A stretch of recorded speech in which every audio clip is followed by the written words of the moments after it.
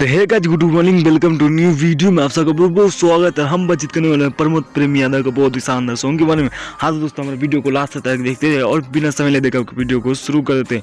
प्रमोद प्रेम यादव का बहुत ही शानदार एंड ब्लास्ट सॉन्ग निकल कर आ चुका है। आज ही रिलीज किया गया है 11 अप्रैल को, यानी कि आज ही रिलीज कर दिया गया है। भतार ना हमारे, जी दोस्तों सब बिल्कुल सही सुने, भतार ना हमारे। बहुत ही खूबसूरत एंड ब्लास्ट सॉन्ग है। इस सॉन्ग को गाया है प्रमोद प्रेम यादव ने, जी दोस्तों सब बिल्कुल सही सुने। और इस सॉन्ग को रिलीज किया गया है यानी आज ही के दिन सुबह के 6:15 में से रिलीज किया गया है।